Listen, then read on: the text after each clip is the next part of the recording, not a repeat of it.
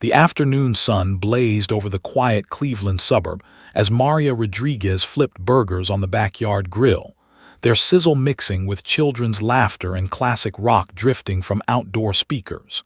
It was the perfect summer Saturday, the kind of day when everything feels safe, predictable, and beautifully ordinary. Extended family filled the yard. Maria's sister Carmen corralling her twin boys away from the pool's edge, Uncle Roberto arguing good-naturedly about the Browns' chances this season, Grandma Alina dozing in a lawn chair under the maple tree's shade, and Emma, sweet 3-year-old Emma in her favorite purple sundress, splashing in the kiddie pool with her cousin Sophia, their giggles rising above the adult chatter like music. Maria had just pulled the first batch of burgers off the grill when Carmen's voice cut through the noise with a question that parents instinctively dread. "Maria, where's Emma?" The spatula slipped from Maria's hand, clattering against the concrete patio.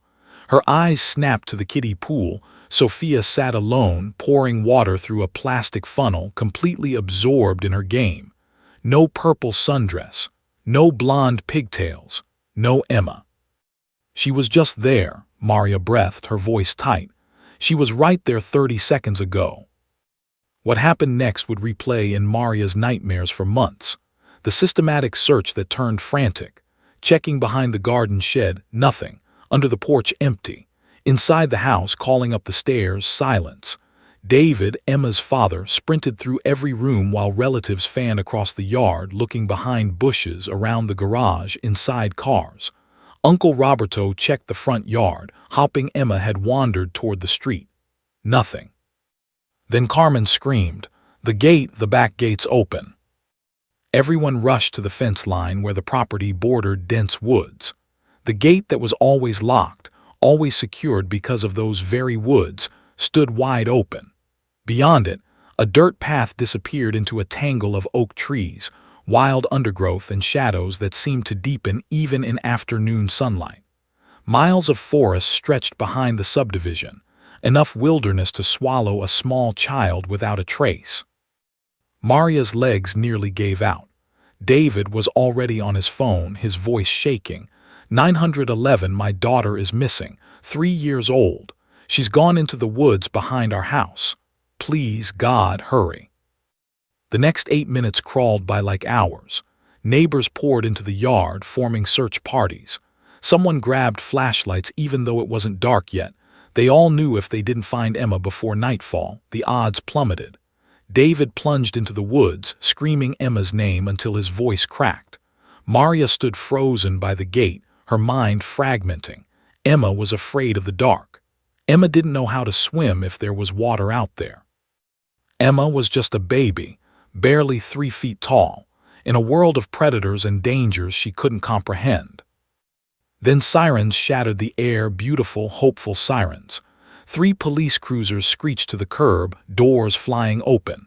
Officers rushed into the backyard with equipment, radios crackling. But Maria's attention locked on one vehicle, the K-9 unit. Officer Jake Mitchell emerged from the SUV's driver's side, tall, athletic, with the weathered face of someone who'd seen too much but still showed up every day to help. But it was his passenger that made Maria's heart leap with desperate hope. From the back compartment came Thor, a magnificent German shepherd whose muscular frame and intelligent dark eyes radiated competence and power. This wasn't a pet. This was a trained weapon wrapped in fur, a professional with more search and rescue certifications than most human officers. Mitchell approached quickly, his voice calm but urgent. "I'm Officer Mitchell. This is Thor. He's one of our best tracking dogs. I need something with Emma's scent, unwashed clothing, a blanket, a favorite toy." Maria's hands shook as she ran inside, grabbing Emma's beloved pink blanket from the couch. The one Emma dragged everywhere. The one that still smelled like her baby's shampoo and innocence. She thrust it at Mitchell, who immediately knelt beside Thor. The dog's demeanor transformed instantly. His ears pricked forward, body tensing with focus as Mitchell held the blanket to his nose. "Thor, find," Mitchell commanded, his voice firm but encouraging. "Find the girl." Thor inhaled deeply once, twice, 3 times, his entire body quivering with concentration.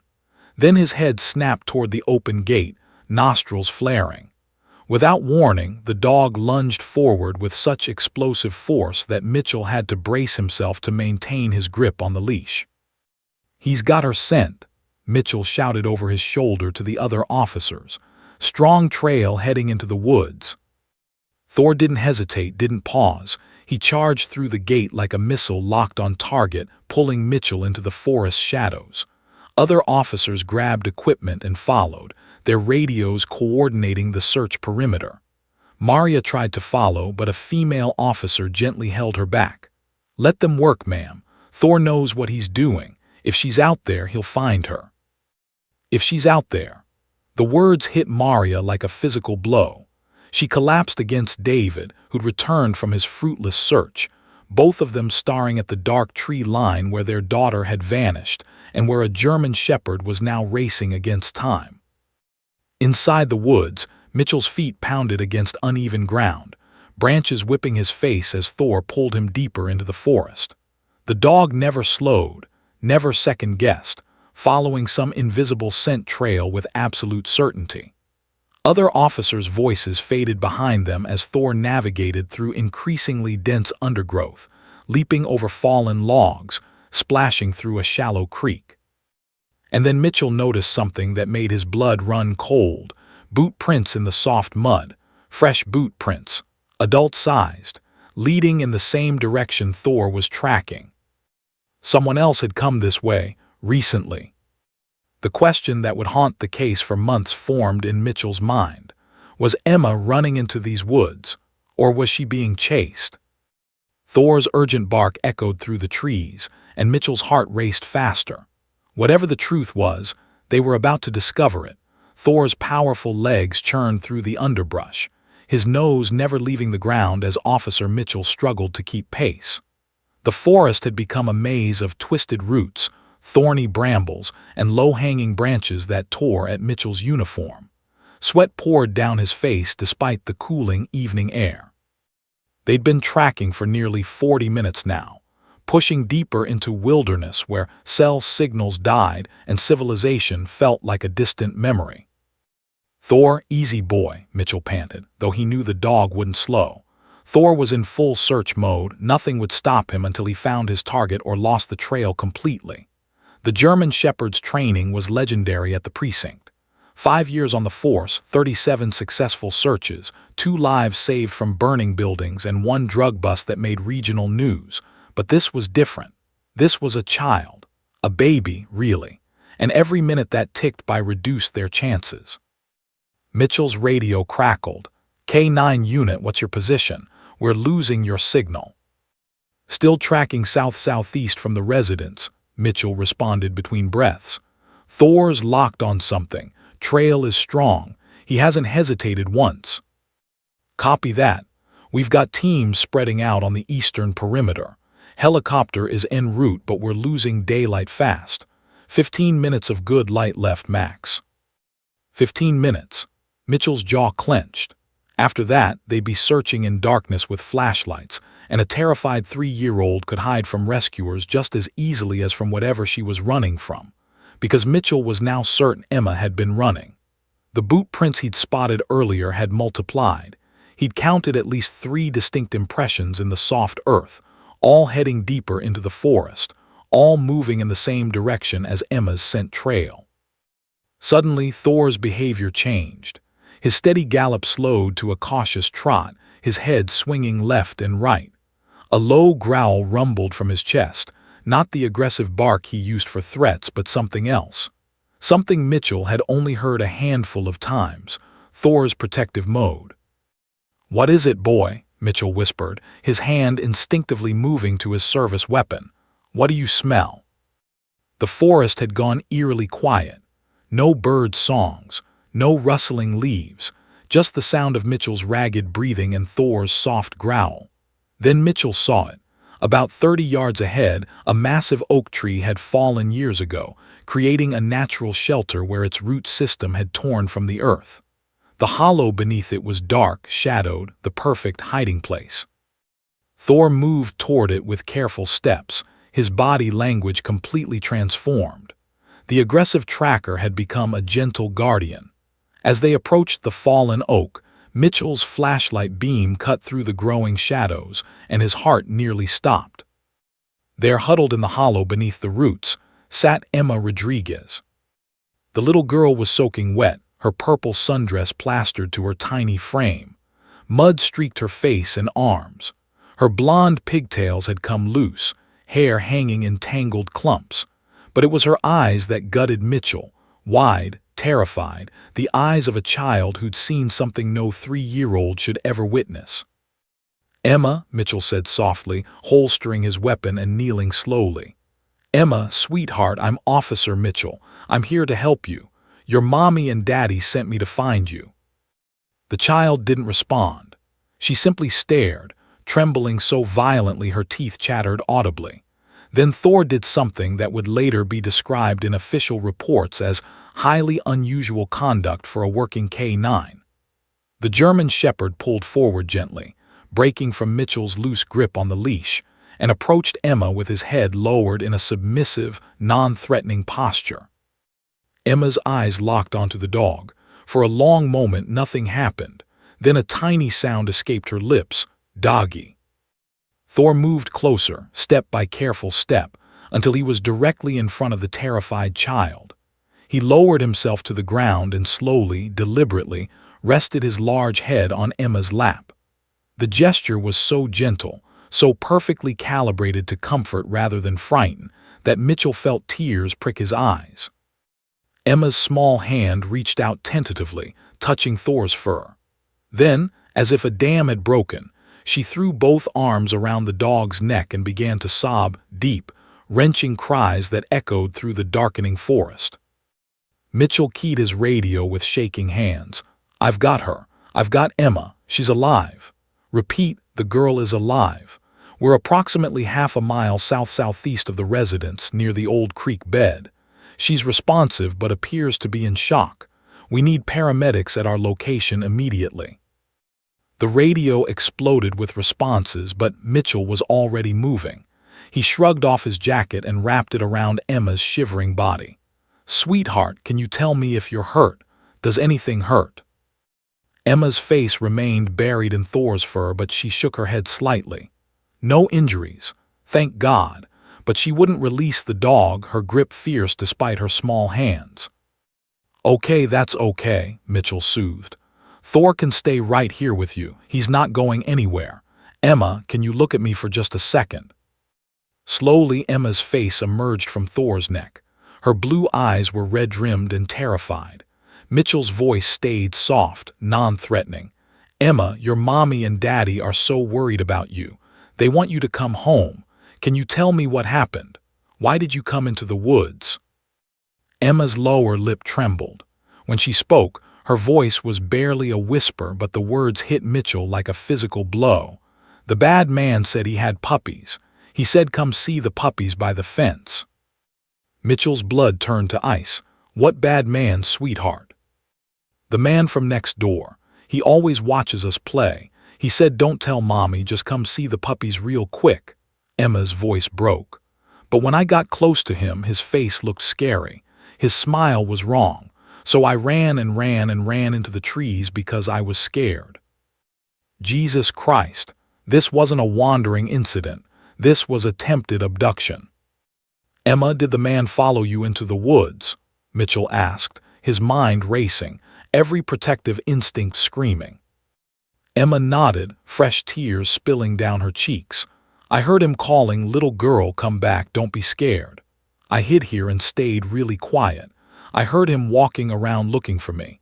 I was so scared he would find me." Mitchell's hand went back to his weapon. "Emma, is he still out here? Did you hear him leave?" "I don't know," Emma whimpered. "I heard footsteps going away a long time ago. Then it got quiet. Then Thor came and found me and—" Her voice became fierce despite her fear. "Thor chased the bad man away. I heard him. When Thor was running through the bushes, I heard the man running the other way really fast." Mitchell looked at his partner with new understanding. Thor hadn't just tracked Emma. The dog had also inadvertently driven off whoever had been hunting her. The German shepherd had saved this child's life twice, once by finding her before nightfall, and once by his mere presence scaring away a predator.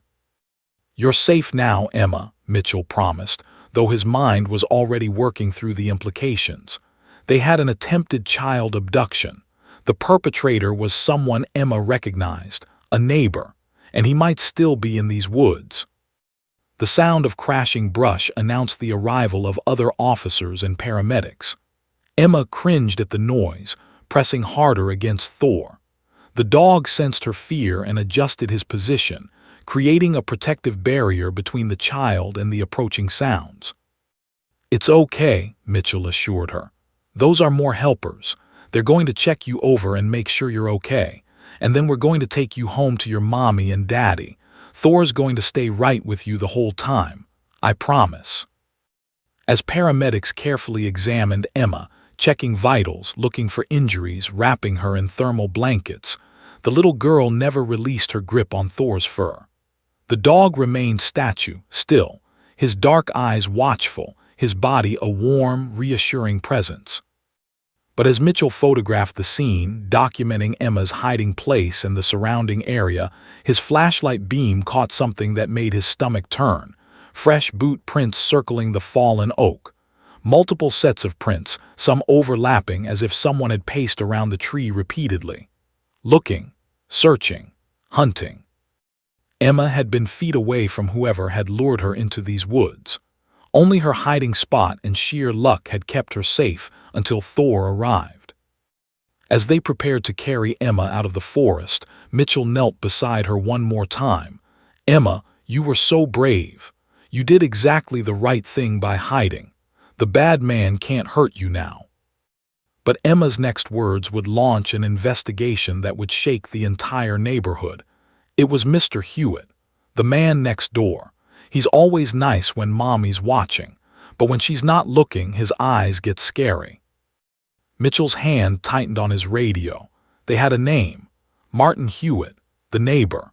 And if Emma was telling the truth, and every instinct told Mitchell she was, a predator had been living right next door to this family, watching, waiting, planning. The hunt was just beginning. Detective Lisa Chen arrived at the Rodriguez home at 7:42 a.m., her unmarked sedan pulling into the driveway just as the neighborhood was waking up. She'd been awake all night reviewing case files, security footage, and background checks. What she discovered had kept her stomach churning through endless cups of cold coffee. Now, sitting across from Maria and David Rodriguez at their kitchen table, while Emma slept upstairs, still refusing to let go of a stuffed dog toy the officers had given her, Chen prepared to deliver news that would shatter their sense of safety forever. "Mr. and Mrs. Rodriguez," Chen began, her voice professionally calm despite the anger simmering beneath, "we've identified the boot prints found near Emma's hiding spot. They match a pair of Timberland work boots belonging to your next-door neighbor, Martin Hewitt." Maria's coffee cup trembled in her hands. "Martin, but he's always been so friendly. He brings our mail up when it gets misdelivered. He helped David fix our fence last summer. He's always waving to Emma, calling her sunshine." "That's exactly what concerns us," Chen interrupted gently. "Mrs. Rodriguez, did Emma ever mention Mr. Hewitt approaching her, talking to her when you weren't around?" Maria's face went pale as memories suddenly clicked into place with horrifying clarity. "Oh my God! Last month I came outside and Emma was standing by the fence talking to someone. When I asked who, she said Mr. Hewitt showed me pictures of his puppies on his phone. I thought it was sweet. Her voice broke. I thanked him for being nice to her." David stood abruptly, his chair scraping violently across the floor. "That son of a bitch was grooming our daughter right in front of us." "We believe so," Chen confirmed. "But there's more, and you need to hear all of it." She pulled out her tablet, displaying a map of the United States with 3 locations marked in red. "Martin Hewitt, age 52. He's lived at this address for 14 months. Before that, he lived in Aurora, Illinois for 18 months. Before that, Des Moines, Iowa for 11 months. Each time, he moved shortly after local police received complaints about suspicious behavior around children. The kitchen seemed to tilt around Maria. What kind of complaints? Chen's jaw tightened. In Des Moines, a mother reported Hewitt approaching her 6-year-old daughter at a park, offering candy and asking if she wanted to see his special collection of dolls at his house. The girl told her mother, who confronted Hewitt. He claimed it was a misunderstanding. Before police could investigate thoroughly, he'd moved out of state. And in Illinois, David's voice was barely controlled rage. Similar pattern. He befriended a family at a community pool, started showing up at the same times they did, offered to teach their 5-year-old daughter to swim. The parents got uncomfortable when the girl mentioned Mr. Hewitt had asked her to keep their swimming lesson secret. They filed a complaint, but again, Hewitt moved before any charges could be filed. No single jurisdiction had enough evidence to prosecute. He was careful, methodical. Maria's hands covered her mouth, muffling a sob. He was planning this. He moved in next to us and he was planning to take Emma from the beginning. We believe he's been escalating, Chen continued. The pattern shows increasing boldness, approaching children in public spaces, then befriending neighbors to gain access, and now, attempting to physically lure a child away from her own home. She swiped to another screen showing grainy security footage. This is from your neighbor 2 houses down, the Patels. They have a camera covering their driveway that also captures part of your backyard. The footage played in painful slow motion. There was Hewitt's back gate, the one that connected his yard to the woods, being opened at 2:17 p.m. on the day Emma disappeared. Hewitt himself appeared in frame, glancing around nervously before propping the gate open with a rock. Then he retreated to his house, but the camera caught him standing at his window, watching, waiting. At 2:34 p.m., Emma appeared in the frame, walking toward the gate, clearly talking to someone just out of camera range.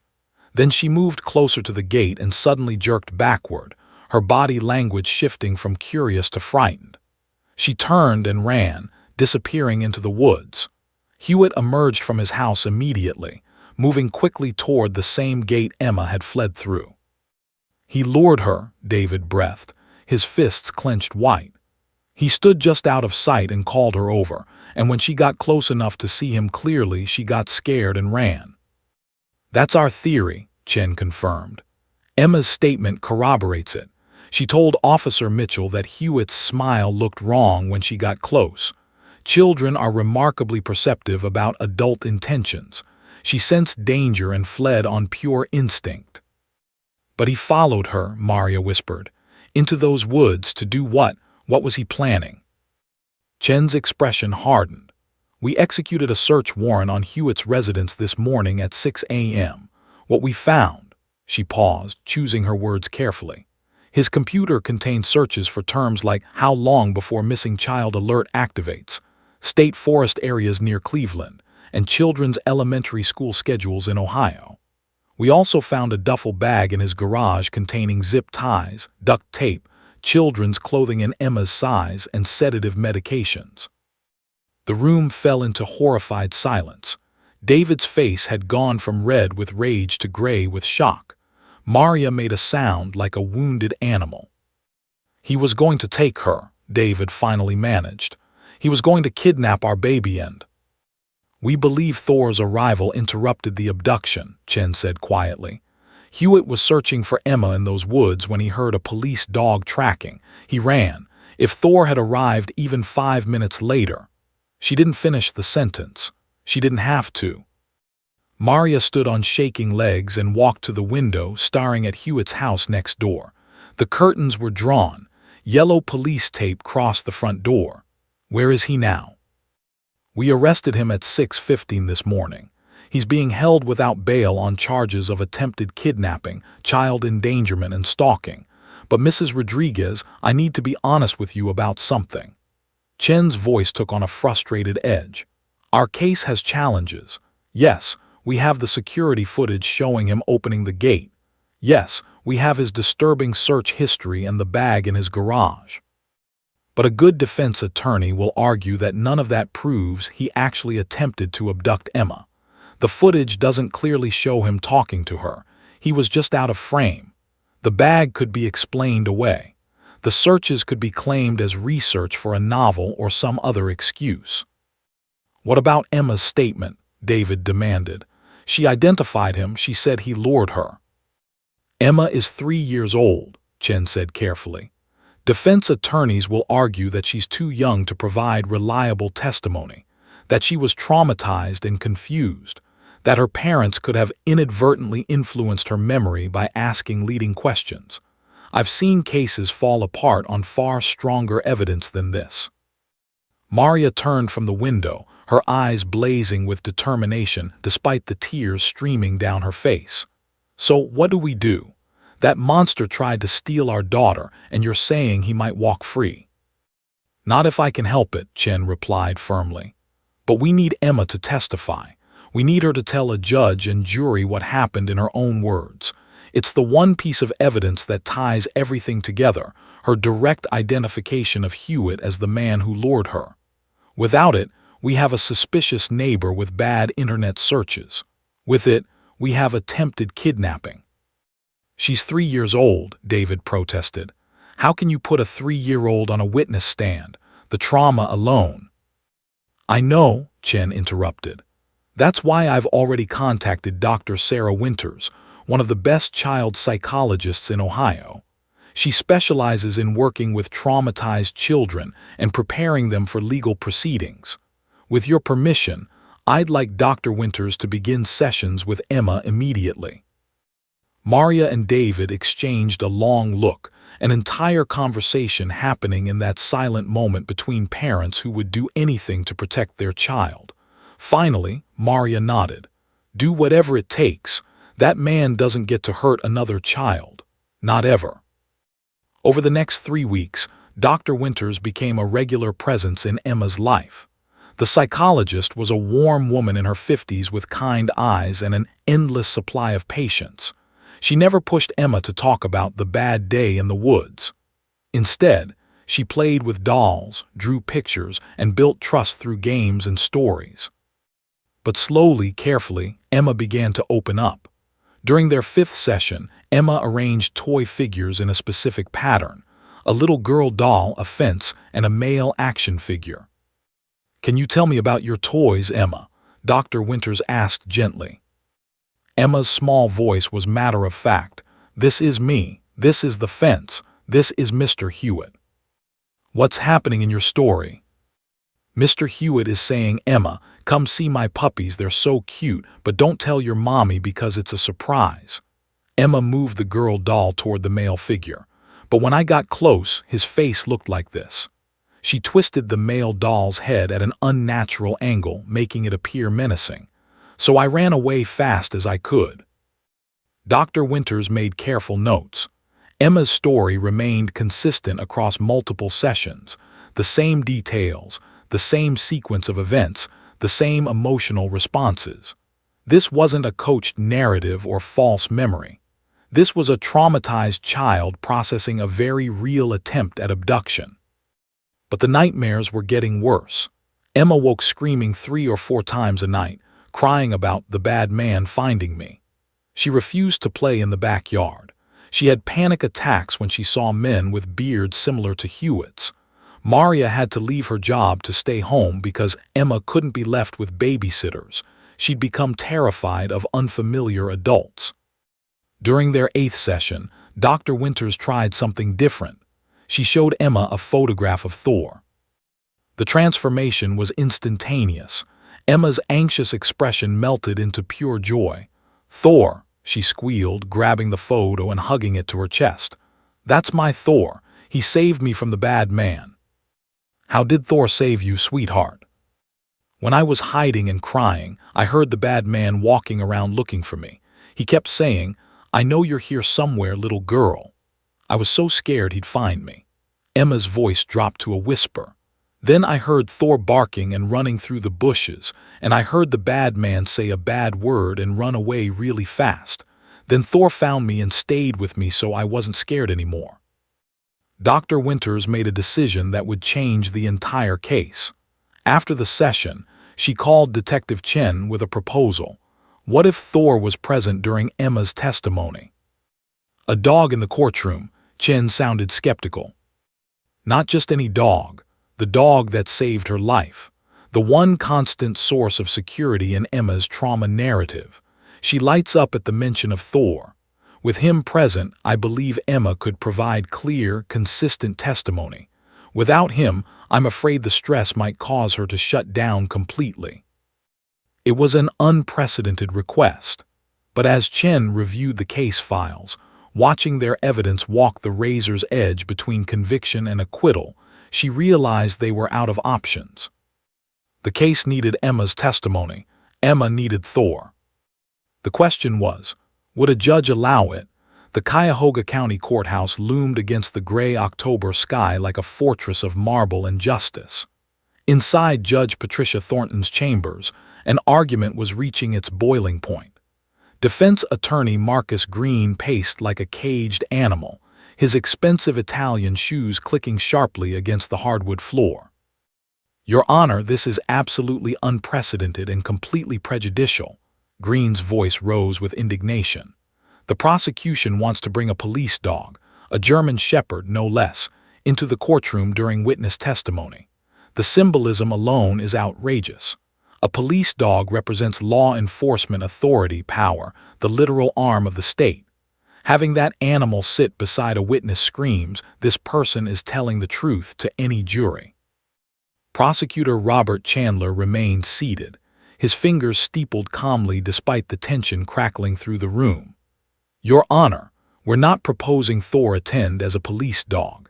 He would be present as a certified emotional support animal for a traumatized 3-year-old child who cannot provide testimony without suffering severe psychological distress." "Emotional support animal," Green scoffed. "That's a trained attack dog worth $50,000 in police investment. You can't just slap a therapy vest on him and pretend he's a golden retriever from the hospital volunteer program." Judge Thornton held up her hand, silencing both attorneys. At 63, she'd presided over the Juvenile and Family Court Division for nearly 2 decades. She'd seen almost everything, but this was new territory even for her. "Mr. Chandler, I've reviewed Dr. Winters's psychological evaluation of Emma Rodriguez. The child is clearly suffering from severe trauma. However, Mr. Green raises valid concerns about the prejudicial impact of having a police K-9 unit dog in my courtroom. How do you propose we address that?" Chandler leaned forward. "Your Honor, we have precedent. In State v. Martinez, 2019, a therapy dog was allowed to accompany a 7-year-old sexual assault victim during testimony. The Ohio Supreme Court upheld that decision, ruling that when a child witness's ability to testify is genuinely compromised by trauma, reasonable accommodations, including the presence of a support animal, do not violate the defendant's right to a fair trial." "That was a licensed therapy dog," Green interjected. "Not a police dog who literally tracked down the witness and has been portrayed in media coverage as a hero. The jury pool is already contaminated. Every news station in Cleveland has run stories about Thor the hero dog. Now you want to parade him through the courtroom." "Which is why we're requesting a preliminary competency hearing in chambers, not open court," Chandler countered. "Limited attendance. No media. Just the judge, court reporter, both counsel, the witness, and her support animal. If Emma can provide coherent, consistent testimony identifying the defendant as the man who lured her into the woods, then Your Honor can rule on whether that testimony is admissible at trial." Judge Thornton studied the case file spread across her desk. At the heart of it was a terrifying simplicity. A 3-year-old girl had nearly been kidnapped. The evidence was strong but circumstantial. Without Emma's direct testimony, Martin Hewitt might walk free. But putting a toddler on the stand, forcing her to relive trauma while facing her abductor, potentially re-traumatizing her for life, that weighed heavily on the judge's conscience. "Dr. Winters," Thornton addressed the psychologist who'd been sitting quietly in the corner. In your professional opinion, can Emma testify without the dog present? Dr. Winters chose her words carefully. Your Honor, I've worked with Emma for 8 weeks now. She suffers from acute PTSD, nightmares, separation anxiety, panic attacks triggered by adult males with physical characteristics similar to Mr. Hewitt. When asked to discuss the incident without any support mechanisms, she either shuts down completely or becomes hysterical. However, when shown pictures of Thor or allowed to talk about him, her anxiety decreases measurably. The dog represents safety to her. He's the barrier between her and harm in her psychological framework. Could another therapy dog provide the same benefit? The judge asked. No, Your Honor. We tried. I brought in a certified therapy golden retriever last week. Emma petted the dog but showed no reduction in anxiety when asked to discuss the woods. It has to be Thor specifically. He's neurologically linked to her survival. When her brain enters fight-or-flight mode discussing the trauma, Thor's presence appears to activate her parasympathetic nervous system, allowing her to remain calm enough to communicate. Green jumped in. Your Honor, what Dr. Winters is describing is classical conditioning. The child has been conditioned to associate this specific dog with safety and police protection. Having him present doesn't just calm her, it reinforces the narrative that she needs protection from my client, whom she's never clearly identified under controlled conditions. That's not true, Chandler objected. Emma identified Hewitt to Officer Mitchell within minutes of being found. She identified him again to Detective Chen during the initial interview. She's identified him consistently to Dr. Winters across multiple therapy sessions. Always to law enforcement or their proxies, Green shot back.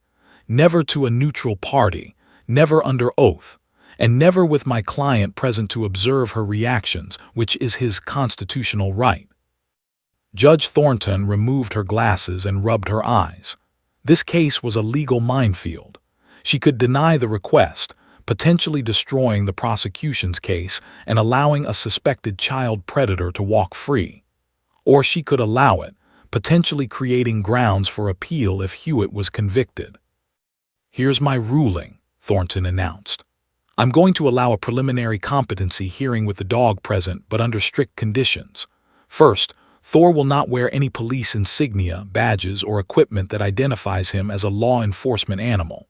Second, Officer Mitchell will not be in uniform. Third, the dog will be positioned beside Emma, but out of direct sight line between her and Mr. Hewitt. I don't want the appearance that the dog is protecting her from the defendant. Fourth, this hearing will be closed. No media, no spectators, only essential personnel. She fixed both attorneys with a stern look.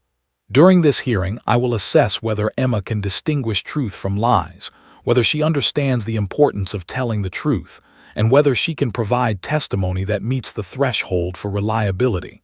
If she cannot, this entire discussion becomes moot. If she can, then we'll address Mr. Green's concerns about prejudicial impact before any trial. Are we clear? Both attorneys nodded, though Green's expression remained thunderous. The hearing will convene this Friday at 9 a.m. in Courtroom 4B. Mr. Chandler, coordinate with Dr. Winters and the child's family. Mr. Green, you'll have the opportunity to observe an object as needed. But let me be absolutely clear, Thornton's voice hardened. If anyone in that courtroom does anything to traumatize this child beyond what's legally necessary, I will hold them in contempt so fast their heads will spin. A 3-year-old deserves our protection regardless of what her testimony might or might not prove. Understood? Yes, Your Honor, both attorneys replied in unison. As the meeting dispersed, Chandler found himself outside the courthouse with Detective Chen, both of them staring up at the imposing building that would determine Emma's fate. Think she can do it? Chen asked quietly. With Thor, maybe. Without him, no chance. Chandler sighed heavily. Everything depends on Friday. If Emma falls apart on the stand, Hewitt walks. If she holds together and identifies him clearly, we've got our case. And if Green convinces Thornton that Thor's presence is too prejudicial. Chandler didn't answer. He didn't have to. They both knew that without Emma's testimony, their evidence was circumstantial at best. A good defense attorney, and Green was excellent, would argue reasonable doubt into every piece of evidence. The opened gate could be coincidence. The search history could be explained away. The duffel bag could be called circumstantial. But a 3-year-old looking her abductor in the eye and saying, "That's the bad man," in her own words, that was devastating. That was case closing. That was justice. If they could pull it off.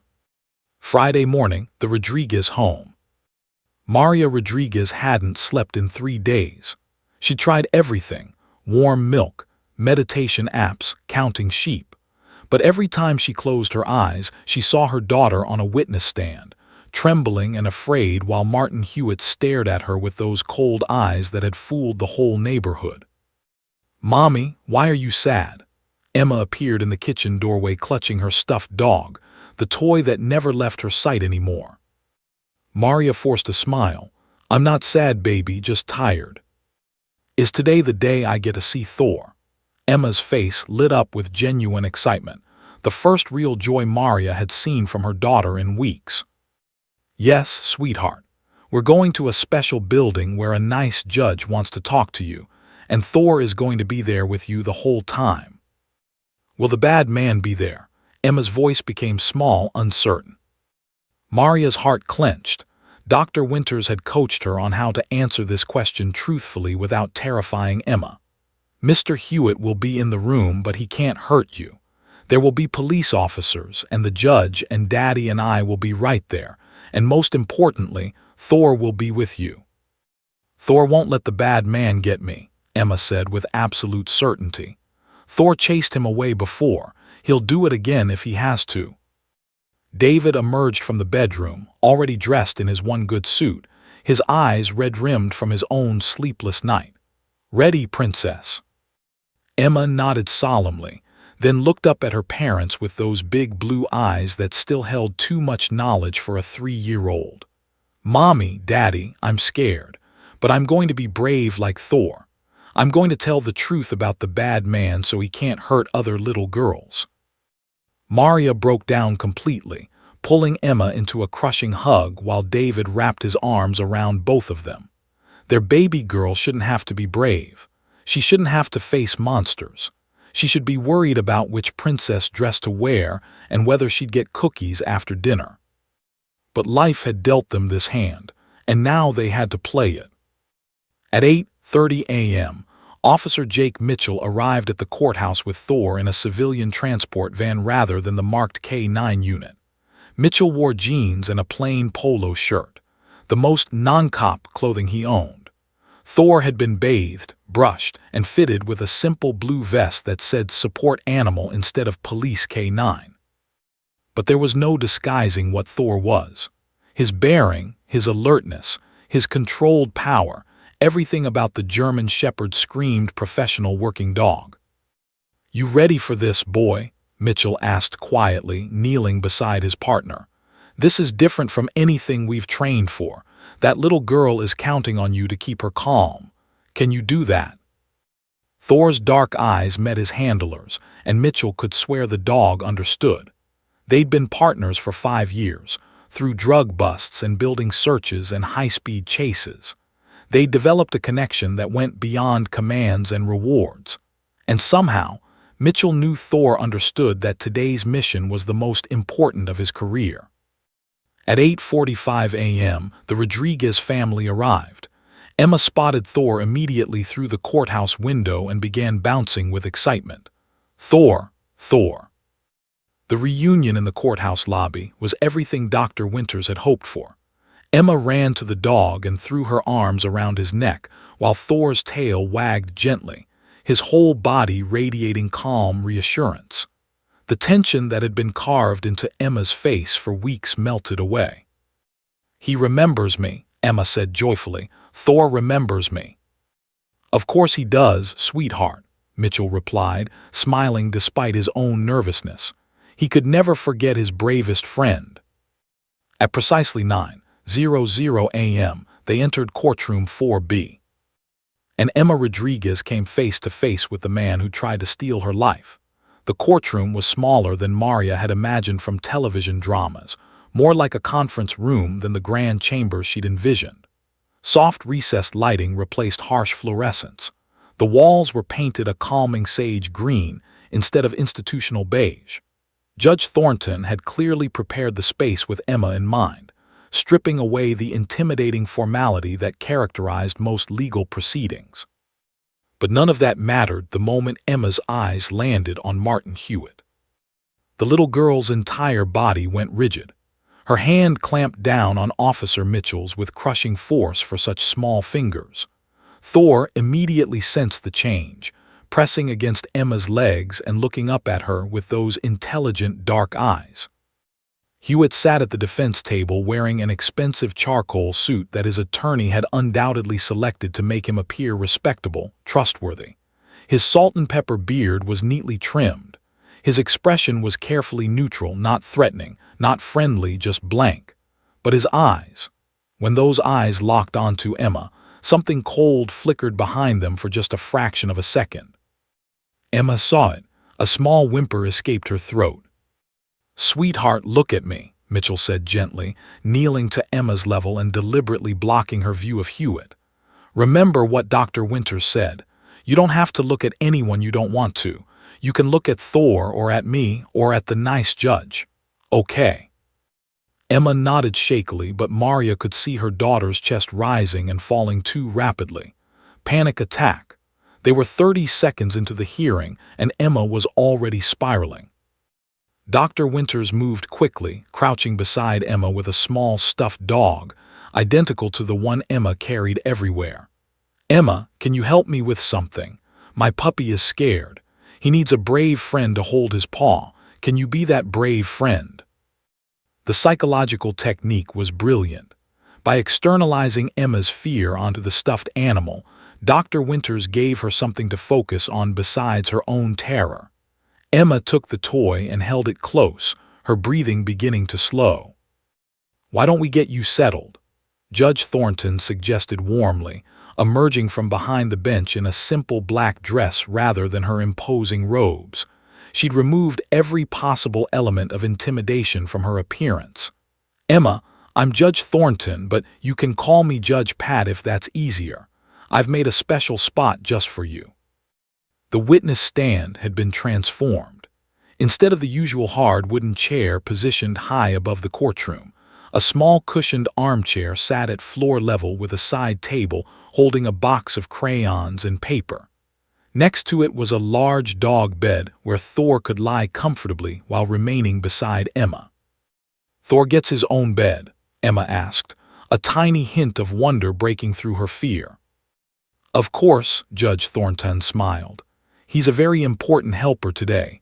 Would you like to show him where to lie down?" The simple act of having a task, leading Thor to his bed, watching him circle twice before settling with a contented sigh, gave Emma something to focus on besides the nightmare figure at the defense table. She settled into her own chair, one hand resting on Thor's broad head, the other clutching the stuffed dog. Marcus Green remained standing, his expression carefully neutral but his body language radiating disapproval of the entire proceeding. "Your Honor, I'd like to note for the record my continuing objection to these irregular proceedings." "So noted, Mr. Green. Please be seated." Judge Thornton's tone was pleasant but firm. She turned to Emma with a warm smile. "Emma, do you know why you're here today?" Emma nodded, her voice barely above a whisper. "To tell the truth about the bad day." "That's exactly right. And do you know what truth means?" "It means saying what really happened, not make-believe." "Very good. Can you tell me the difference between the truth and a lie?" Emma's answer was immediate, clearly rehearsed with Dr. Winters. "The truth is real. A lie is when you say something that didn't happen. Lying is bad." "Excellent. Emma, if I said Thor is a cat, would that be the truth or a lie?" Emma giggled despite her nervousness. "That's silly. Thor's a dog. That would be a lie." "You're absolutely right." Now, Emma, do you promise to tell me only the truth today, even if it's scary or hard? Emma's face became solemn. She looked down at Thor, drew strength from his steady presence, and nodded. I promise. Prosecutor Chandler approached slowly, keeping his movements deliberate and non-threatening. He'd left his suit jacket behind, rolled up his sleeves, and lowered himself to one knee so he was at Emma's eye level rather than looming over her. Hi, Emma. My name is Mr. Chandler. I'm going to ask you some questions, and you just answer the best you can, okay? If you don't understand something, you can tell me and I'll ask it a different way. Okay, Emma whispered. Let's start with easy things. Can you tell me your full name? Emma Sophia Rodriguez. How old are you, Emma? 3.5. Emma held up 3 fingers, then seemed to debate showing a fourth for the half before deciding against it. Do you have any pets at home? We have a fish named Bubbles, but he's not like Thor. Thor is special. How is Thor special? For the first time, Emma's face brightened genuinely. Thor saved me. When I was lost and scared in the woods, Thor found me and kept me safe. He's the bravest dog in the whole world. That must have been very scary, being lost in the woods. Emma's smile vanished. Her hand tightened on Thor's fur. It was the scariest thing ever. Can you tell me how you ended up in the woods that day? The courtroom seemed to hold its collective breath. This was the moment, the question that everything hinged on. Emma's eyes filled with tears, but she didn't look away from Chandler. She didn't shut down. Thor shifted slightly, pressing more firmly against her leg, and Emma drew strength from that contact. The man said he had puppies, Emma began, her voice small but clear. He said they were in his backyard, and did I want to come see them? He said they were so cute and little and fluffy. Where were you when the man said this? In my backyard, at my house. We were having a barbecue and I was playing. Could you see the man when he was talking to you? Not at first. He was talking from the other side of the fence, by the gate that goes to the woods. What happened next? Emma's breathing quickened. He said come to the gate and look through, and I could see the puppies, so I walked over there. The gate was open a little bit, and then, her voice dropped to barely audible, and then I saw his face. What did you notice about his face, Emma? His smile was wrong. The simple statement, delivered in a 3-year-old's vocabulary, was chilling in its clarity. He was smiling, but his eyes weren't smiling. His eyes looked, Emma struggled to find the word, hungry, like when the big fish at the aquarium looks at the little fish. Maria pressed her hand to her mouth, stifling a sob. David's jaw clenched so hard his teeth ached. What did you do when you saw his face? Chandler asked gently. I got scared, really, really scared. My tummy felt funny and my brain said run, so I ran. I ran into the woods through the gate because I didn't want to go back toward him. Did the man say anything when you ran? Emma nodded, fresh tears spilling down her cheeks. He said, wait, little girl, come back, don't be scared, I won't hurt you. But I didn't believe him because of his hungry eyes. So I ran faster and faster until I found the big fallen tree and I hid underneath it. Was that the end? Did the man go away? No. Emma's voice became even smaller and she leaned heavily against Thor, who remained absolutely still, a warm, solid presence. I could hear him in the woods, walking around, calling, I know you're here somewhere. Come out and nothing bad will happen. But I stayed really quiet and really still because I knew he was lying. The courtroom was absolutely silent. Even Green had stopped taking notes, transfixed by the testimony unfolding before him. How long did you hide there, Emma? Forever and ever.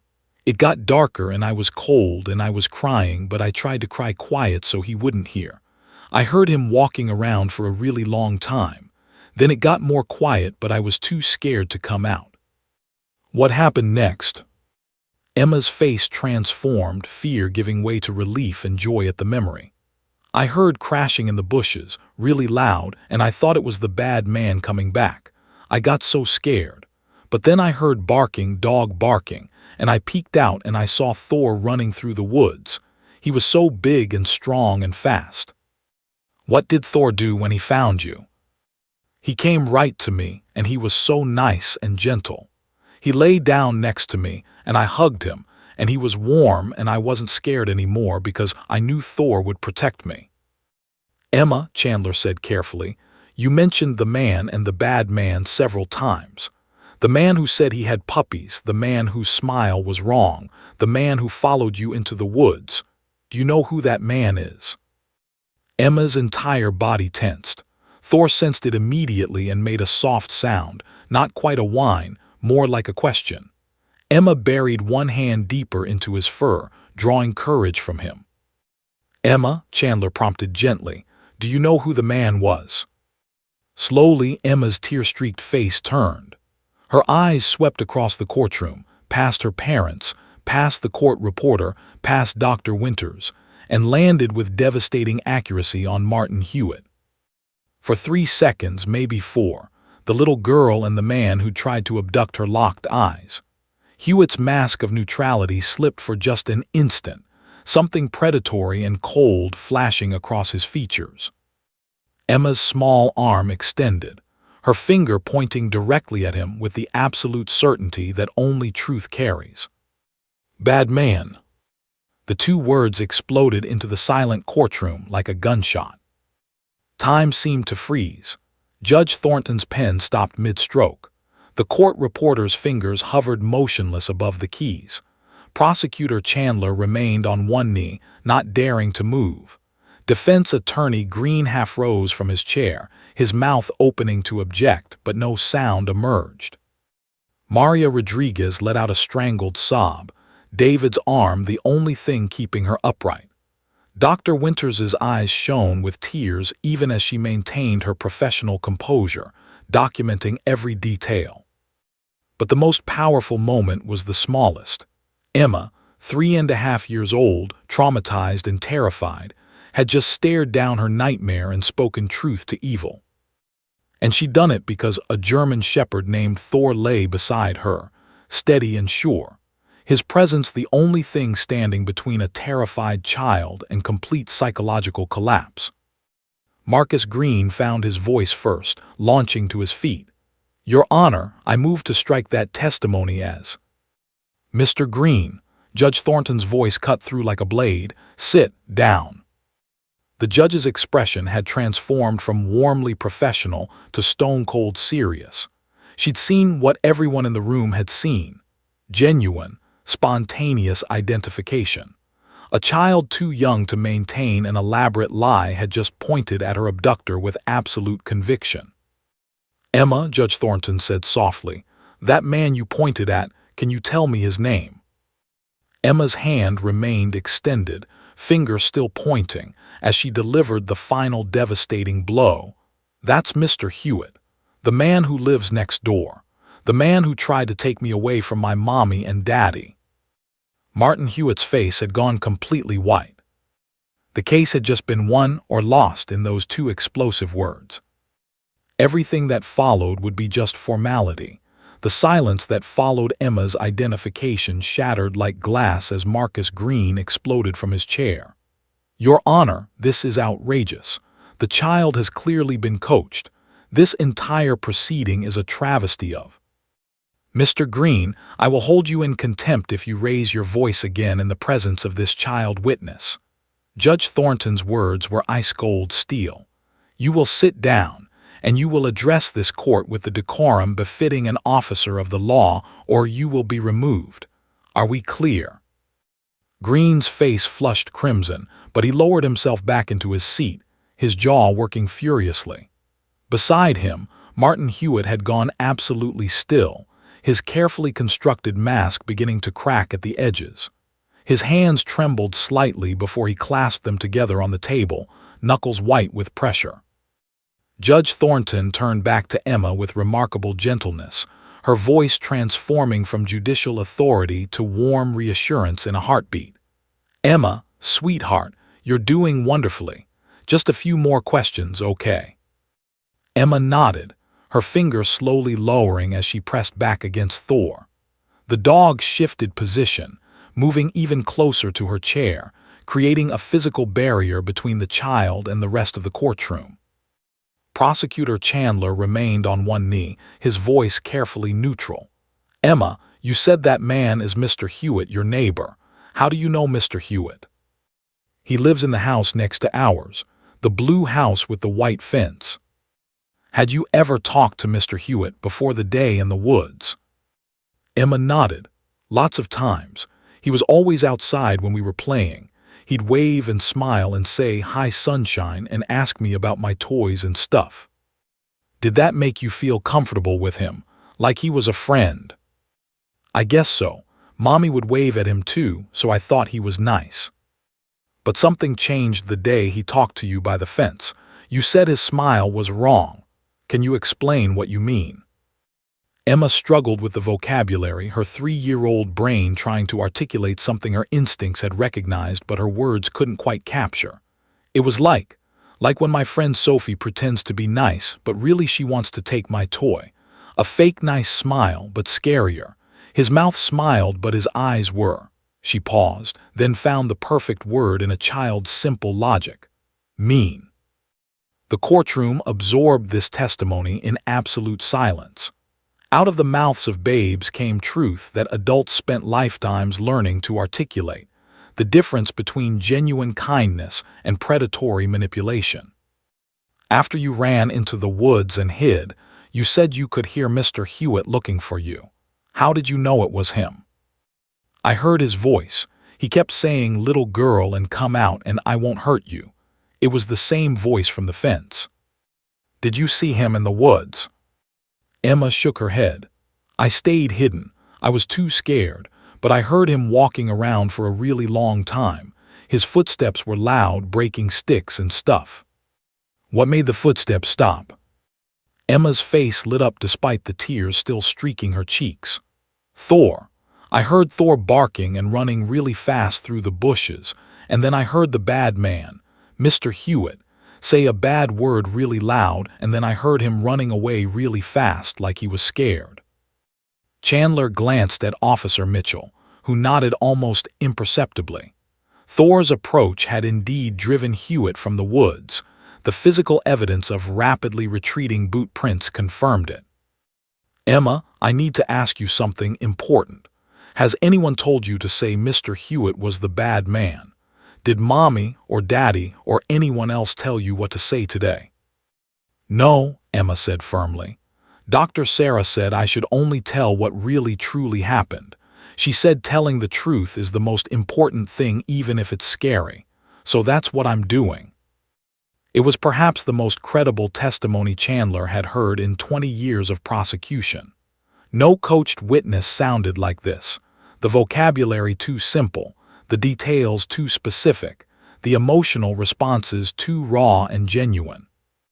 Green stood again, more controlled this time but with an edge of desperation creeping into his voice. "Your Honor, I need to question the witness." Judge Thornton considered this carefully. Cross-examination of a 3-year-old was legally permitted but fraught with risk. If Green came across as bullying or intimidating, it would backfire spectacularly. But denying him the opportunity would create grounds for appeal. "You may question the witness, Mr. Green, but I remind you that she is 3 years old. You will moderate your tone and approach accordingly." Green approached Emma with calculated care, softening his expression into what he probably believed was avuncular kindness, but came across as vaguely patronizing. "Hello, Emma. My name is Mr. Green. I'm going to ask you a few questions too, okay?" Emma eyed him warily but nodded, her hand never leaving Thor's fur. "Emma, you said Mr. Hewitt talked to you lots of times before. He was always nice to you, right?" "I guess. So on all those other days, his smile wasn't wrong, was it?" "No, it seemed okay then." "So maybe on the day you ran into the woods, you were confused. Maybe you just thought his smile looked different because you were scared." Emma's brow furrowed. "No, I got scared because his smile was wrong. That's why I ran." Green shifted tactics. Emma, you were in those woods for a long time, right? And it was getting dark. Yes. And you were very scared and crying. Yes, Emma's voice became smaller. When people are very scared and it's dark, sometimes they imagine things that aren't really there. Maybe you imagined hearing someone in the woods. No, Emma's voice gained strength, indignation overriding fear. I heard him, he was looking for me. I wasn't imagining. But you didn't see him, did you? You just heard sounds in the woods. Maybe it was a deer or another person or... It was Mr. Hewitt. Emma's voice rose, her small body rigid with the frustration of not being believed. I know his voice. He was saying little girl just like he did at the fence. It was him. Thor sensed Emma's distress and shifted, raising his head to look at her with concerned dark eyes. Emma immediately focused on the dog, her breathing slowing as she stroked his head. Green pressed forward, sensing he was losing ground. Emma, do you know what happens to Mr. Hewitt if you say he's the bad man? Mr. Green, Judge Thornton's voice cracked like a whip. You will not ask this witness to consider the consequences of her testimony. Sustained, and that question will be stricken from the record. But Green had made a critical error. By suggesting Emma might be motivated by wanting to hurt Hewitt, he'd implied a level of sophisticated manipulation that no 3-year-old possessed. The jury, if this ever reached trial, would see right through it. Let me ask you this, Emma, Green tried again, his tone honeyed with false gentleness. Your mommy and daddy were very upset when you came home from the woods, weren't they? Yes, mommy was crying. And they asked you lots of questions about what happened. Some questions. Did they ask you who you saw in the woods? They asked what happened. I told them about the man by the fence with the puppies and the wrong smile. Did you tell them it was Mr. Hewitt right away? Emma paused, thinking carefully. I don't remember. Everything was really fast and scary. I told the police officer, Officer Mitchell, it was Mr. Hewitt when he asked me. But you were very upset, very traumatized. Maybe you were confused about who you saw. I wasn't confused. Emma's voice carried absolute conviction. It was Mr. Hewitt, I know it was. Green realized he was getting nowhere. Every question designed to create doubt only reinforced Emma's certainty. He made one final attempt. Emma, that dog beside you, Thor, he's a police dog, right? He's my friend, Emma said simply. But he works for the police, and the police think Mr. Hewitt is a bad man. Did anyone tell you that if you say Mr. Hewitt is the bad man, Thor will be happy? It was a desperate question, grasping at straws, and Judge Thornton looked ready to intervene. But Emma's response demolished whatever point Green had hoped to make. Thor doesn't care what I say, Emma explained with the pure logic of childhood. Thor just cares that I'm safe. That's what heroes do. They keep people safe. Thor kept me safe from the bad man in the woods, and he's keeping me safe right now so I can be brave enough to tell the truth. The simplicity and sincerity of her answer hung in the air like a bell that couldn't be unrung. Green had no more questions. Judge Thornton called for a 15-minute recess. As the courtroom emptied, Emma remained in her chair with Thor, while Maria and David were finally allowed to approach their daughter. Maria dropped to her knees, pulling Emma into a fierce embrace while David wrapped his arms around both of them, tears streaming openly down his face. You were so brave, baby girl, Maria whispered. So brave. Did I do good, Mommy? Emma asked anxiously. Did I tell the truth good enough? You did perfectly, sweetheart, perfectly. In the hallway outside, Prosecutor Chandler and Detective Chen stood in tense conference. That was the most credible child witness testimony I've ever seen, Chen said quietly. If we can't get a conviction with that, the system is broken. Green's going to argue she's too young, that her memory is unreliable, that she was influenced by her parents and the trauma, Chandler replied. But I think we've got him. That wasn't a coached child. That was genuine recall and genuine identification. Back in the courtroom, Martin Hewitt sat very still at the defense table, his attorney whispering urgently in his ear. But Hewitt wasn't listening. His eyes were fixed on the door where Emma had exited, and the expression on his face was no longer carefully neutral. It was the expression of a predator who'd been caught. When the hearing reconvened, Judge Thornton delivered her ruling with calm authority. Having observed Emma Rodriguez's testimony, assessed her ability to distinguish truth from falsehood, and evaluated her responses under both direct and cross-examination, I find that she is competent to testify. Her testimony demonstrates consistency, specificity, and credibility. Her identification of the defendant was spontaneous and unequivocal. Green started to object, but Thornton continued. Furthermore, while the presence of the support animal Thor is unusual, I find that his presence was necessary to enable the witness to testify and did not improperly prejudice the proceedings. The witness's emotional reliance on the animal is clearly trauma-related, not manufactured for legal advantage. She fixed both attorneys with a stern look. This case will proceed to trial. The witness's testimony is admissible. We'll address any further motions regarding the support animal's presence at trial in subsequent hearings. This preliminary matter is concluded. As the gavel fell, Maria Rodriguez finally allowed herself to believe that justice might actually be served. And in that moment, Thor, who'd remained calm and steady throughout the entire proceeding, finally allowed his tail to wag, just once, as if he too understood that they'd won this battle. The war, however, was just beginning. 6 weeks later, the trial of Martin Hewitt began on a frigid November morning that turned the Cuyahoga County Courthouse steps into a media circus.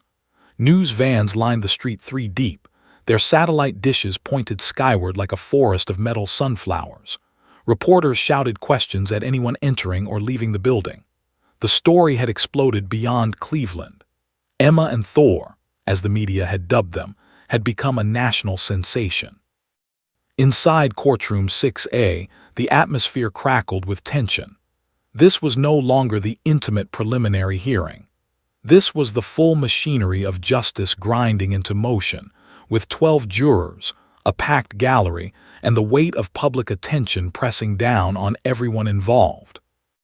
Maria Rodriguez sat in the front row of the gallery, David's hand clasped so tightly in hers that both their fingers had gone numb. Behind them sat Officer Mitchell in his full dress uniform, Thor lying calmly at his feet. The dog had been permitted to remain in the courtroom during proceedings, not as a participant, but as a visible reminder of his role in the case. Judge Thornton had ruled that his presence during opening statements and other testimony wouldn't prejudice the jury, though he would sit with Emma during her testimony as approved in the preliminary hearing. The jury had been selected with excruciating care, 6 men, 6 women, ranging in age from 24 to 67. 3 had children, 2 had grandchildren. All had sworn they could be impartial despite the media coverage. Prosecutor Chandler had his doubts about that last part, but he'd take what he could get. Martin Hewitt sat at the defense table in another expensive suit, his expression carefully controlled. But Maria noticed things others might miss. The slight tremor in his hands when he thought no one was watching, the way his eyes kept darting toward the door through which Emma would eventually enter, the tight set of his jaw that suggested barely controlled panic beneath the calm facade. Judge Thornton entered, everyone rose, and the trial began. Chandler's opening statement was a masterclass in restrained emotion. He didn't need theatrics. The facts were damning enough. Ladies and gentlemen of the jury, this case is about a predator who hid in plain sight. Martin Hewitt moved into a quiet Cleveland neighborhood 14 months ago. He smiled at his neighbors. He helped with yard work. He seemed like a perfectly nice, normal man. But behind that facade was someone who had been planning, watching, and waiting for the perfect opportunity to abduct a child. Chandler walked the jury through the timeline with devastating precision. Hewitt's pattern of moving every 12 to 18 months, the complaints in Iowa and Illinois, his deliberate choice to rent a house next door to a family with a young daughter, the months of friendly interactions designed to make Emma comfortable with him. On August 15th, while the Rodriguez family hosted a backyard barbecue, Martin Hewitt put his plan into action. He opened the gate leading to miles of wilderness. He called to 3-year-old Emma Rodriguez, promising to show her puppies. And when she came close enough to see his true intentions in his face, she did what her instincts screamed at her to do. She ran for her life. The courtroom was absolutely silent. Emma ran into those woods with a predator pursuing her. She hid under a fallen tree, terrified, while Martin Hewitt searched for her, calling to her, hunting her like prey. She would likely still be there, or worse, if not for a German shepherd named Thor and his handler, Officer Jake Mitchell. Thor tracked Emma through dense forest and found her, and in doing so, he inadvertently drove Hewitt away from his intended victim. Chandler turned to face the jury directly. The defense will tell you that the evidence is circumstantial, that a 3-year-old's testimony is unreliable, that Emma Rodriguez was confused, frightened, and mistaken about what she saw and heard. But I ask you to listen carefully to the evidence. Listen to Emma's testimony. Look into her eyes when she identifies her abductor. And then ask yourselves, is this the testimony of a confused child? Or is this the testimony of a survivor who knows exactly who tried to steal her childhood? Marcus Green's opening statement took a different approach. He couldn't attack Emma directly. That would alienate the jury immediately. Instead, he attacked the investigation, the assumptions, and the rush to judgment. Ladies and gentlemen, Martin Hewitt is not a predator. He's a scapegoat. This is a case built on fear, assumption, and the unreliable memory of a traumatized toddler. Yes, Emma Rodriguez went into the woods that day. Yes, she was frightened and lost. But the prosecution would have you believe that a friendly neighbor who has never been convicted of any crime, who has no criminal record, suddenly decided to kidnap a child in broad daylight during a backyard party with dozens of witnesses nearby. Green's voice dripped with skepticism. Does that make sense? Or is it more likely that a 3-year-old girl wandered away from an unsupervised party, got lost in the woods, and in her trauma and fear, her imagination filled in details that simply aren't true? Children that age can't distinguish memory from imagination. They're highly suggestible. And Emma Rodriguez was questioned extensively by police, by her parents, by a psychologist, all of whom believed a crime had occurred before she ever identified anyone. He paced before the jury, hands spread in reasonable appeal. The prosecution will show you computer searches. They'll show you a bag in my client's garage. They'll show you security footage of an open gate. But none of it, proves Martin Hewitt attempted to abduct anyone. What it proves is that police and prosecutors, desperate to solve a frightening incident, zeroed in on a convenient target and built a case backwards from a conclusion they'd already reached. It was a solid defense strategy, Maria had to admit. Plant reasonable doubt. Make the jury question whether a 3-year-old could really be trusted. Suggest alternative explanations. But then the prosecution began presenting its case, and the evidence mounted like bricks in a wall. Detective Chen testified about Hewitt's history, the pattern of moving, the complaints, the suspicious timing. The defense objected repeatedly, arguing that uncharged conduct was prejudicial, but Judge Thornton allowed it to establish pattern and motive. The Patels, Emma's neighbors, testified about their security footage. The jury watched in silence as the video played. Hewitt opening the gate at 2:17 p.m., propping it open, retreating to watch from his window. Then Emma appearing, moving toward the gate, suddenly recoiling and fleeing into the woods. Hewitt emerging immediately and following. What did you think when you saw this footage after Emma went missing? Chandler asked Mr. Patel. I felt sick, Patel replied honestly, because it looked exactly like what it was, a man setting a trap and a child barely escaping it. Computer forensics specialist Dr. Raymond Torres took the stand to discuss Hewitt's search history. The searches were damning. How long before Amber Alert activates in Ohio, Cleveland area elementary schools, Cuyahoga County forest areas, children's dress sizes age 3-4, and most chillingly, how to avoid highway toll cameras. In your professional opinion, what do these searches indicate? Chandler asked.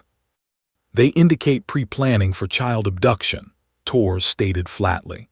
Someone researching how to take a child, how much time they'd have before law enforcement responded, and how to transport that child while avoiding detection. Green's cross-examination tried to suggest alternative explanations, research for a novel, concern about child safety and the abstract, innocent curiosity, but none of it landed convincingly. Then came the physical evidence. The duffel bag found in Hewitt's garage was displayed for the jury. Zip ties, duct tape, a child's purple dress in size 4T, a bottle of children's Benadryl, and a prepaid cell phone with no call history. Why would an unmarried man with no children have these items? Chandler asked Detective Chen. There's only one reason, Chen replied, her voice hard. He was preparing to abduct and restrain a child. The evidence was circumstantial in the technical sense. No single piece proved guilt beyond doubt. But taken together, they painted a portrait of meticulous planning and predatory intent. Officer Mitchell testified about Thor's tracking that day, describing the precision with which the dog had followed Emma's scent, and the boot prints they'd found circling her hiding place. The prints suggested someone had walked around the fallen tree multiple times, Mitchell explained, searching, looking for something or someone hidden there. Could those prints have been made by someone innocently hiking in the woods? Green asked on cross-examination. Not innocently, no, Mitchell replied. The prints showed evidence of hurried movement, backtracking, searching patterns, and they led directly from the Rodriguez property into the woods along the same path Emma had taken. That's not a hiker, that's pursuit. By the third day of trial, the prosecution had built a comprehensive case. But everyone in the courtroom knew the real moment of truth was still coming. Emma Rodriguez was scheduled to testify on day 4. That night, Maria sat on the edge of Emma's bed, watching her daughter sleep fitfully, small whimpers escaping her lips even in dreams. Tomorrow, Emma would have to face Hewitt again. Tomorrow, a 4-year-old would have to convince 12 strangers that her memory of the worst day of her life was accurate and true. Please, God, Maria whispered into the darkness. Please let her be strong enough. Please let Thor be enough. Across town, Officer Mitchell ran through final preparations with Thor, practicing the calm, steady presence the dog would need to maintain in a packed, tense courtroom. Tomorrow's the big one, boy, Mitchell said quietly, stroking Thor's head. That little girl is counting on you. I know you won't let her down. Thor's dark eyes met his handler's with what Mitchell could only describe as understanding and determination. In his cell at the county jail, Martin Hewitt stared at the ceiling, his carefully constructed world crumbling around him. The evidence was piling up. The jury's expressions were growing more hostile. Everything hinged on whether they would believe a 4-year-old child's testimony. He'd walked free before by moving, by charming his way out of suspicion, by staying one step ahead of consequences. But this time, there was no escape route. This time, a little girl and her hero dog stood between him and freedom. And tomorrow, the entire nation would watch to see if justice would finally catch up with a predator who'd evaded it for far too long. The morning of Emma's testimony dawned gray and bitter cold, frost crystallizing on courthouse windows like nature itself was holding its breath. By 7:30 a.m., the media presence had doubled. National networks had sent their crime correspondents. The story had transcended local news. This was America watching, waiting to see if a 4-year-old could stand against evil and win. Inside a private waiting room, Emma sat on her mother's lap, unusually quiet. She wore a simple blue dress that Maria had let her pick out herself. Thor's favorite color, Emma had explained solemnly. Dr. Winters sat nearby, speaking in calm, reassuring tones, but even the psychologist couldn't completely mask her own tension. Then Officer Mitchell arrived with Thor, and the transformation was instantaneous. Emma's face lit up as she slid from her mother's lap and ran to the German shepherd, wrapping her arms around his neck with the fierce love of a child embracing her greatest protector. "Hi, Thor," Emma whispered into his fur. "I'm scared, are you scared?" Thor responded by pressing closer, his tail wagging gently, his steady breathing seeming to say, "I'm here. You're safe. We can do this together." "Thor's not scared," Mitchell said gently, kneeling beside them. "And you know why, because he knows you're the bravest person he's ever met. You ran from the bad man when you needed to. You hid when you needed to. And now you're going to tell the truth when you need to. That's what heroes do, Emma, and you're already a hero." Emma's small chin lifted with determination that seemed far too old for her years. "Okay, I can be brave like Thor." At 9:00 a.m., Courtroom 6A fell into expectant silence as Emma Rodriguez entered, her small hand clasped in Officer Mitchell's, Thor walking beside her with professional calm. Every eye in the packed gallery tracked their progress. Jurors leaned forward. Even the court reporter seemed to pause, caught in the gravity of the moment. Martin Hewitt's expression remained carefully neutral, but Maria saw his hands clench into fists beneath the defense table.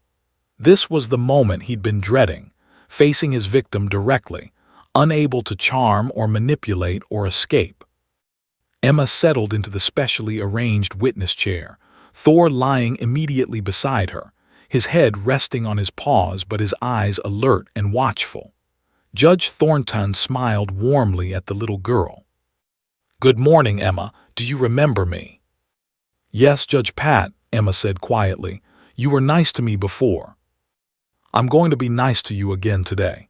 You just answer the questions as best you can, and if you need a break at any time, you just tell me. Okay?" Emma nodded, one hand already buried in Thor's thick fur, drawing strength from that contact. Prosecutor Chandler approached with the same gentle demeanor he'd used in the preliminary hearing, taking his time, keeping his voice soft and non-threatening. He started with easy questions, her favorite color, her favorite food, whether she was excited for her upcoming birthday. Emma relaxed incrementally, her answers becoming more confident. Then Chandler's tone shifted, becoming more serious but still gentle. "Emma, do you remember the day we talked about before? The day you went into the woods?" Emma's hand tightened on Thor's fur. "Yes." "Can you tell the jury what happened that day? Start from the beginning." Emma took a deep breath, glanced at Thor for reassurance, and began.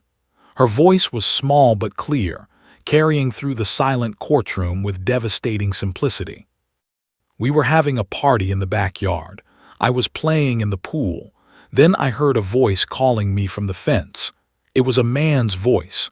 He said he had puppies and did I want to see them." "What did you do when you heard that?" "I got excited because I love puppies, so I went to the fence.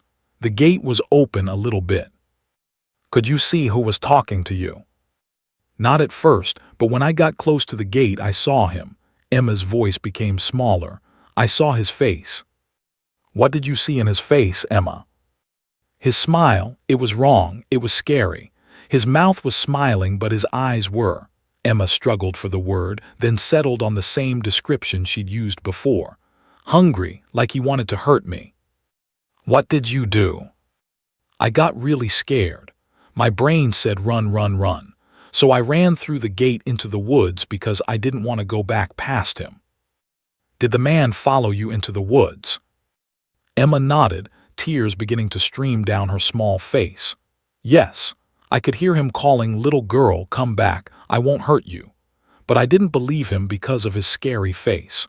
So I ran faster until I found the big tree and I hid underneath it, and I stayed really, really quiet." "How long were you hiding there, Emma?" A really long time. Forever. It got darker and colder and I was crying, but I tried to be quiet. I could hear him walking around looking for me. His footsteps were loud. He kept calling, "I know you're here and come out and nothing bad will happen."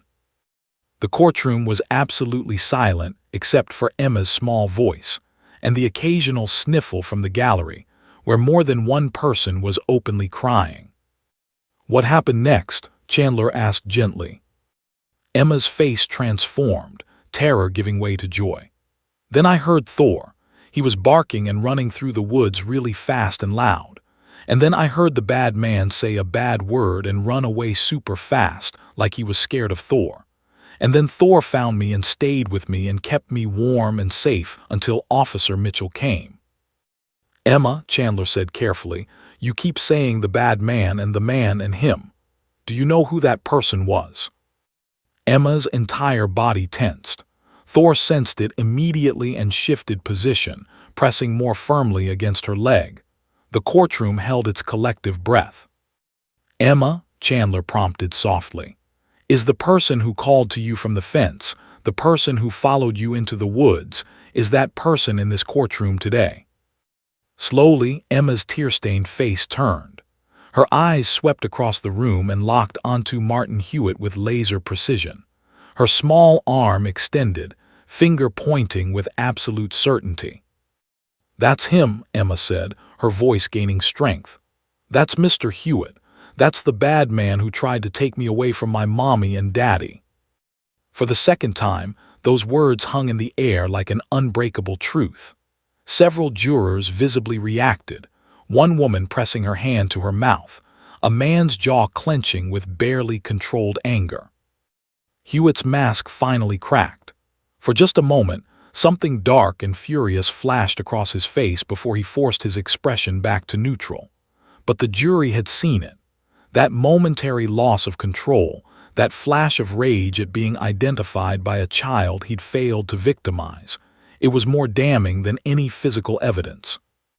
Marcus Green's cross-examination was brief and careful. He knew that coming across as bullying or aggressive toward Emma would destroy any credibility his defense still had.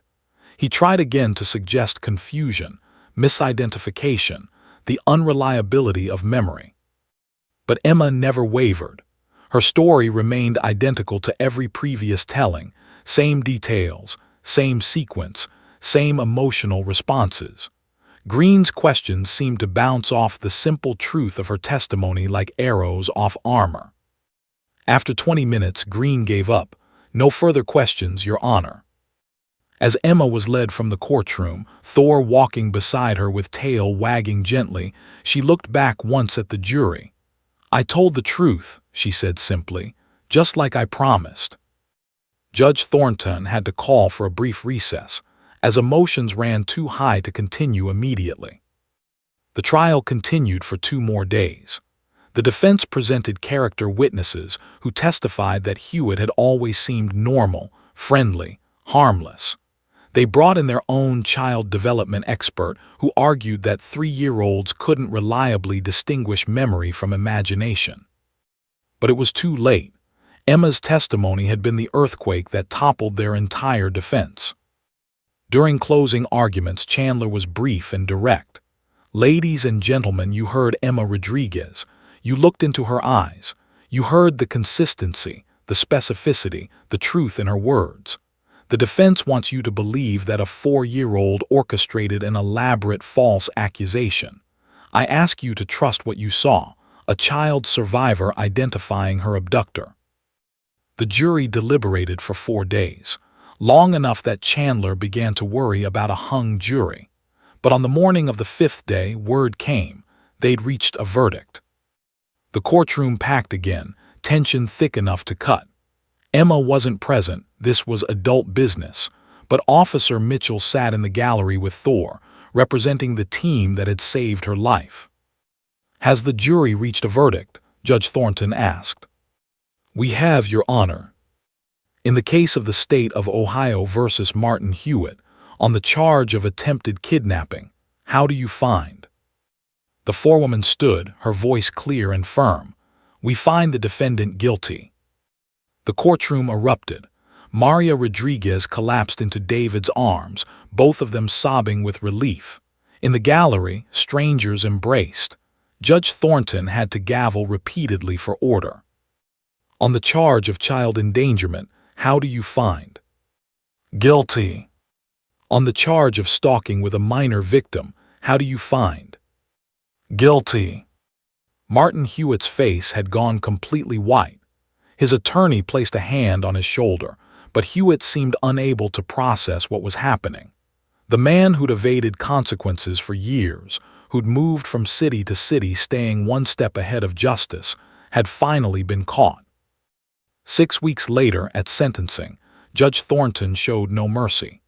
Mr. Hewitt, you are a predator who targeted the most vulnerable among us. You manipulated, planned, and attempted to destroy a child's life. The only reason you failed is because of Emma Rodriguez's survival instincts and the heroic actions of a police K-9 named Thor. She sentenced him to 18 years in prison, the maximum allowed under state guidelines. With his prior complaints and the pattern evidence, parole would be nearly impossible. As Hewitt was led away in handcuffs, he glanced back once at the gallery. Maria Rodriguez met his eyes with a look of fierce triumph. You didn't win, her expression said. You didn't break us. 6 months later, the Cleveland Police Department ceremony room was decorated with red, white, and blue balloons and a massive banner reading Hero Dog Thor. Local media filled the back rows, but this event wasn't about them.